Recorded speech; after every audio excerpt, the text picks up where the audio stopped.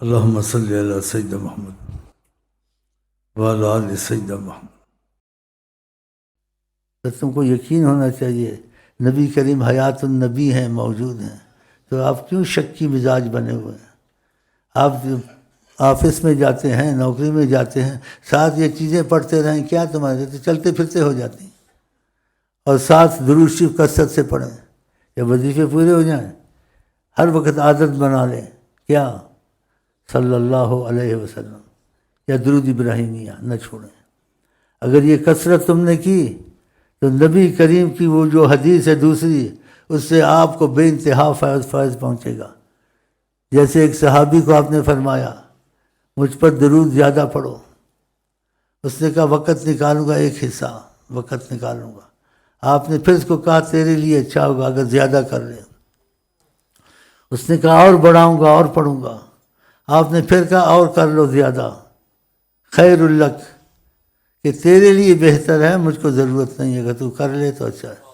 اس نے کہا جتنا وقت ہوگا درود شریف پڑھتا رہوں گا۔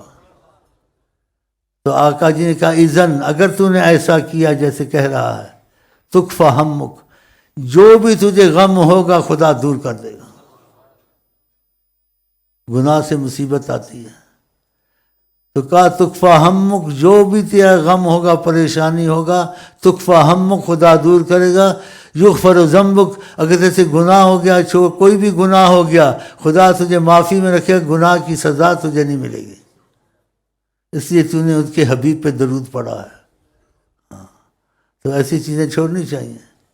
یہ پاکستان میں یہ چیزیں آقا نے کہی ہیں، اس کو پھیلانا چاہیے تاکہ مصیبتیں تم سے دور ہوں۔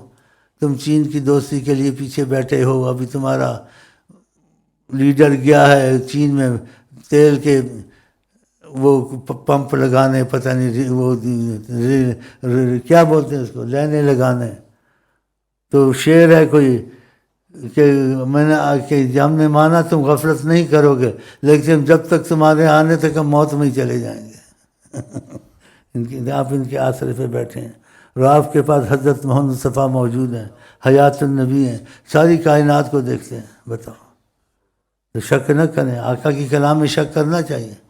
تو خدا آپ کو توفیق دے، اپنے بچوں کو سکھائیں یہ کل اعوذ بفلق برب الناس، اس کی ترتیب پکی کر دیں، اپنے بچوں پر پھونکیں صبح شام، ان کو جادو کا اور دوسرے اثر سے آسیب وغیرہ کے نہیں ہوں گے۔ یہ وظیفہ بنا لو۔